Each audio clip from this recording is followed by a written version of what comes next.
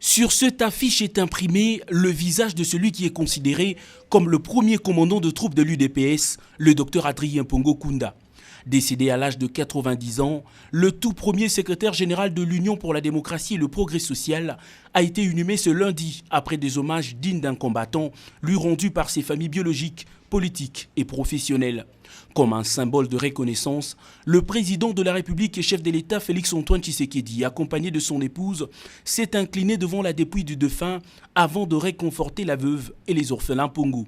Le secrétaire général Augustin Kabouya a salué au nom de la famille politique UDPS la grandeur de cet homme à la carrière élogeuse. Politicien engagé, Adrien Pongo fut également un médecin dévoué, un respectueux de normes, avec plus de 50 ans de service médical. Vous avez été un médecin courageux, non complaisant, incarnant plusieurs vertus. Ami du savoir, vous avez traversé fleuves, savanes et montagnes à la quête de la connaissance et du perfectionnement de l'excellence. Ces encadrés politiques reconnaissent en ce combattant de premières heures le charisme d'un leader à l'image du patriarche Etienne Tshisekedi Wamulumba. Je lui suis reconnaissante parce que c'est mon premier secrétaire général du parti. C'est le premier qui m'a nommé comme secrétaire national adjoint aux relations extérieures. Et ce poste, je l'ai gardé. Je suis devenu secrétaire national et aujourd'hui, non seulement je suis devenu secrétaire général adjoint pour le parti en charge des relations extérieures, mais maintenant je suis au niveau du gouvernement de mon pays. Je lui suis donc vraiment reconnaissante.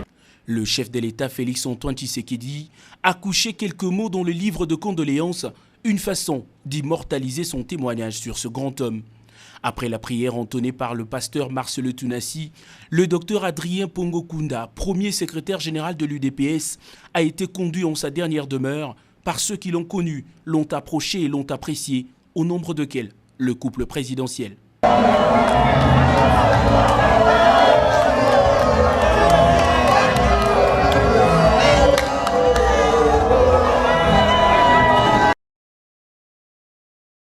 Le VIH-Sida, la tuberculose et le paludisme qui frappent de plein fouet la République démocratique du Congo est un réel problème de santé publique au monde et dans les pays francophones en particulier.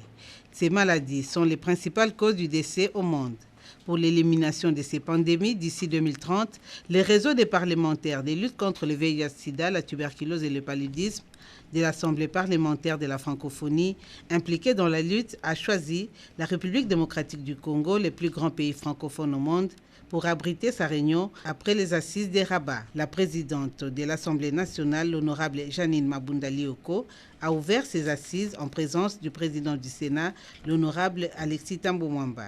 Elle a brossé les tableaux sombres de ces maladies.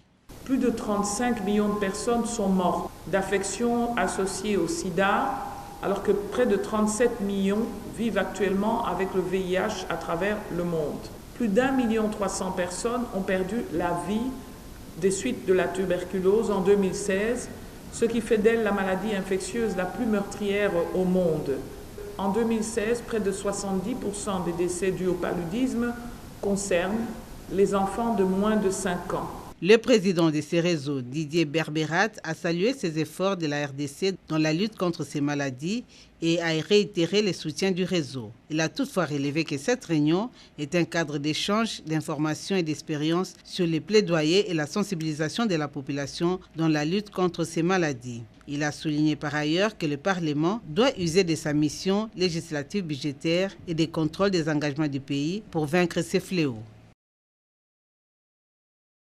Les missions de promotion ciblée des investisseurs entamées il y a quelques mois par l'Agence nationale pour la promotion des investissements à travers le monde portent déjà des fruits.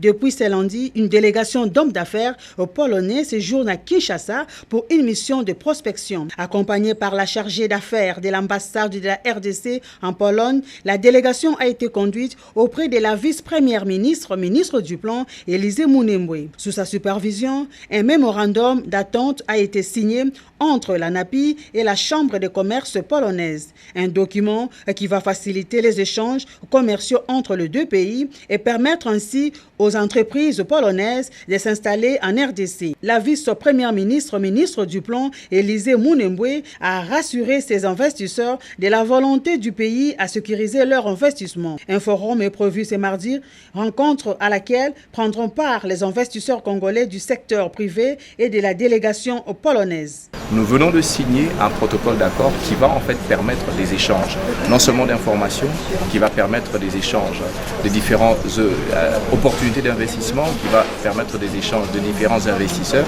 mais qui va aussi faciliter l'implantation des investisseurs, autant congolais en Pologne, autant polonais en RDC. Et ça, c'est ce que nous appelons comme étant une étape importante, cruciale, et qui montre que la RDC est fréquentable de tous les autres pays.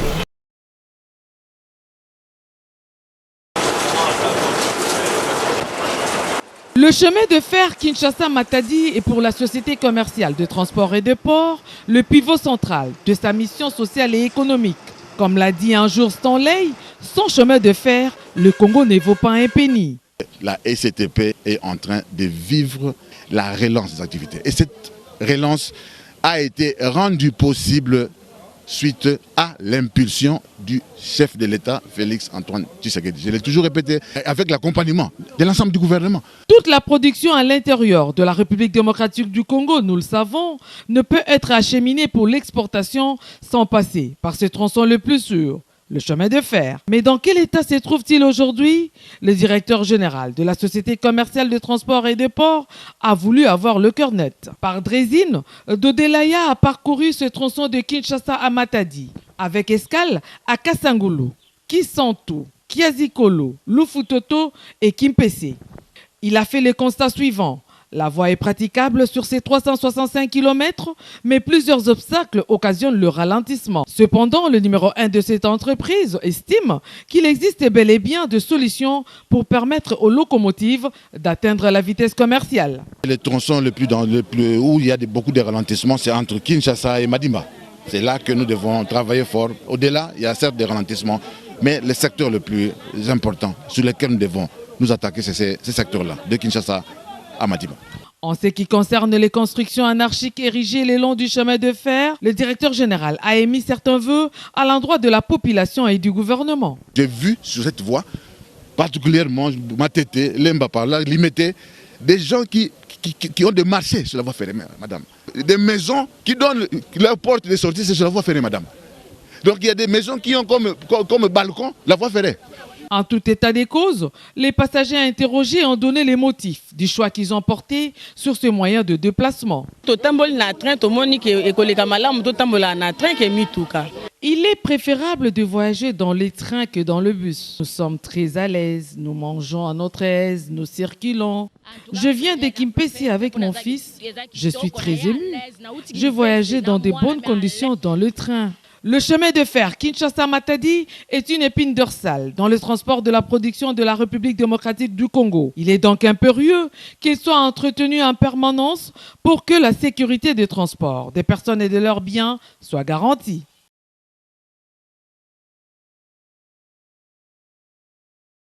La 28e réunion ordinaire de la Société internationale de l'électricité de pays de Grand Lac, Sinelac en sigle, s'est ouverte ce lundi 18 novembre 2019 avec comme cadre le salon Kassai du Pullman Hotel Kinshasa.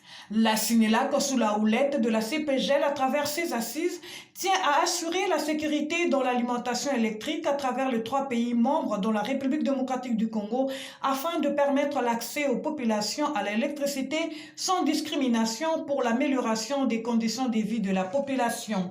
D'entrée de jeu, le ministre d'État, ministre des Ressources hydrauliques et électricité, Maître Eustache Mouanzi Mumbembe, a souhaité la bienvenue à ses invités venus du Rwanda et du Burundi, tout en souhaitant que les défis énergétiques de Grand Lac puissent trouver son épilogue.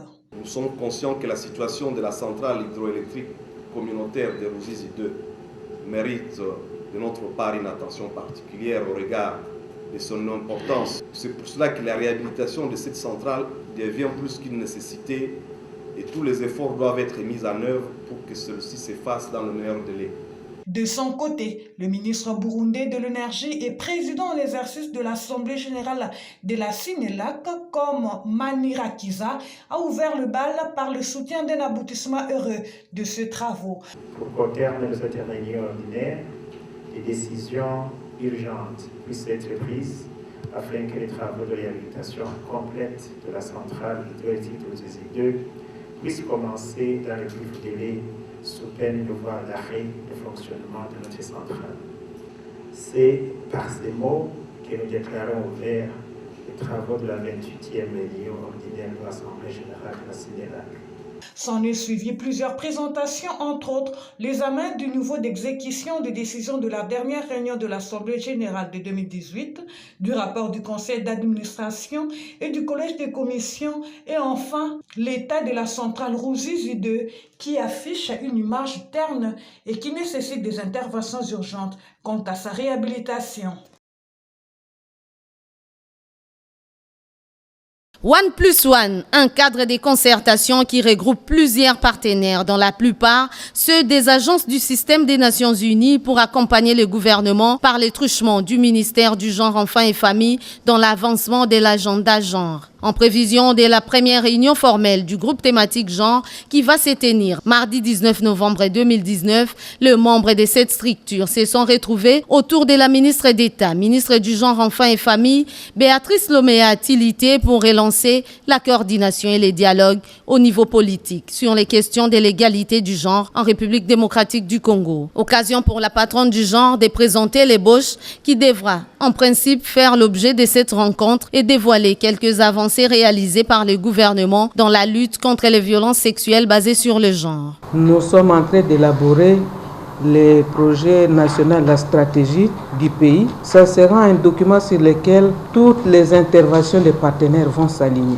One+One, ces groupes de coordination co-présidés par l'ambassade du Canada et l'ONU Femmes, s'est réuni régulièrement, chaque 2 mois, pour discuter et échanger en vue d'un renforcement des capacités dans leur domaine d'intervention, qui est le genre. Nous sommes vraiment très engagés pour appuyer les autorités congolaises afin de renforcer les droits des femmes et des filles en RDC. Le genre est important pour son Excellence le Président de la République, qui l'a déjà exprimé, parce que nous voyons également le positionnement des organisations de femmes, des partenaires techniques et financiers dans ce domaine. Il s'est de rappeler que cette première réunion va connaître la participation de plusieurs autres experts, y compris quelques composantes de la société civile. Jusque-là, sous les coups d'une motion de défiance, le gouverneur déchu du Olomami, Marcel Lengempoy, a été reçu en audience par le vice-ministre de l'Intérieur, Innocent Bokele-Walaka. Au menu, faire le point sur la situation de la province après la motion émise à son encontre de la braise ardente qu'il faut éteindre pour éviter les pires. D'un gouverneur à un autre, le numéro 2 de la territoriale a échangé par la suite avec le chef de l'exécutif provincial du Maïndombe, Paul Mputu Boleilanga. La situation politique, sociale, sécuritaire et dans une large mesure, le fonctionnement des institutions de cette province ont garni les discussions entre les deux hommes d'État. Il s'observe pour les derniers sujets un manque criant d'infrastructures des bases. Paul Mputu en a profité pour faire part au vice-ministre de contour d'une motion, cette fois incidentielle, à l'organe délibérant provincial qui suspend l'examen des lédits budgétaires du Maïndombe, s'appuyant sur la situation politico-administrative et sécuritaire dans les territoires de Yumbi, où on exige le départ de l'administrateur du territoire militaire de Yumbi pour l'installation d'un administrateur civil. Pour clôturer cette série d'audiences, les élus du Congo central, autre province qui vit une période visiblement de turbulences, ont fait part d'un certain nombre de dossiers délicats sur la marche politique de cette province et dans une moindre mesure de la situation sécuritaire. La scène n'a pris qu'à peu près 10 minutes. Alors, 10 minutes de violence inouïe entre étudiants de l'Institut supérieur des commerces de la Gombe et l'Académie des beaux-arts en pleine avenue de la Libération, ex-24 novembre. À la base, la mort d'un étudiant de l'IEC Gombe agressé par ceux de l'Académie des beaux-arts qui aurait succombé suite à ses blessures. La circulation s'est arrêtée un moment, laissant place à un scénario du genre hollywoodien dans lequel les deux parties s'affrontent sous les regards stupéfaits des passants. Fort heureusement, la police nationale congolaise est vite intervenue pour disperser les protagonistes par des tirs de sommation. Aucune perte en vies humaines, si c'est quelques interpellations et dégâts matériels enregistrés. Un témoin oculaire restitue ici les faits. Tout d'un coup, nous avons aperçu un groupe de jeunes munis des armes blanches, machettes et autres instruments venant de la direction de l'IEC Gombe pour affronter les étudiants de l'Académie des Beaux-Arts. Selon quelques témoignages, la mort d'un étudiant de l'IEC Gombe après coups et blessures volontaires dans l'enceinte de l'Académie des Beaux-Arts serait à la base de cette bagarre des rues. C'est en quelque sorte une expédition punitive des étudiants de l'IEC Gombe. Dès l'incivisme, c'est les qualificatifs pour illustrer ces comportements injustifiés de l'élite de demain. Quelle que soit la gravité de l'acte, nul ne peut se faire justice. Les responsabilités doivent être établies. L'itinérance du directeur général de l'Office de gestion du fret multimodal OGFREM, Patient Saïba Tamboué, n'a épargné aucun site frontalier du Nord Kivu. À Bunagana, 29 km de Rutshuru au centre, les déclarants en douane, la Direction générale de douane et axes, l'Office congolais de contrôle ont suivi le grand oral du directeur général de l'OGFREM sur les fiches électroniques de renseignement à l'importation ferry, à l'exportation ferreux et l'attestation de destination AD. La bonne nouvelle, c'est cette représentation locale annoncée de l'OGFREM à ce poste par lequel transitent environ 1000 tonnes de fret le mois. À Ishasha, c'est debout que Patient Saïba Tamboué a fait sa communication sur ces réformes. Bien persuasif, il a écouté également les chauffeurs qui expriment un tas de doléances, le mauvais état de la route, Ishasha Nyamulima, 60 km pour 10 jours, un véritable lit d'insécurité. En syndicat des chargeurs, l'OGFREM a pris la mesure des besoins. Les informations que nous avions, c'est que Ishasha était un tout petit poste frontalier qui n'avait pas vraiment de grand trafic, mais ce n'est pas le cas. Je pense que c'est, au vu de ce que je viens de voir, je crois que le trafic est relativement important et cela mérite vraiment notre attention particulière et un accompagnement plus ou moins singulier. Dans le cadre d'assistance aux chargeurs, le directeur général de l'OGFREM a décidé d'aménager une salle d'attente beaucoup plus commode pour les chauffeurs dont les camions sont retenus à la douane pour une raison ou une autre. Et puis, une petite visite d'inspection pour évaluer le flux du fret à ce poste. Patient Saïba Tamboué a repris le volant de sa Jeep pour de nouveaux bourbiers à dompter.